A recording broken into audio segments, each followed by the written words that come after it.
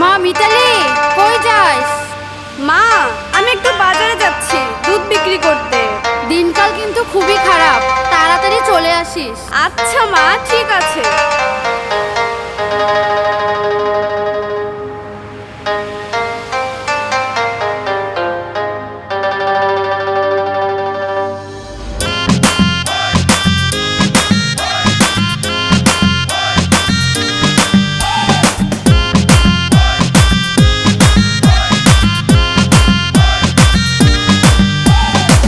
রূপসী মাইয়ারে তোর কলসির ভেতর কি খাঁটি গরুর দুধ বেচতে এনেছি।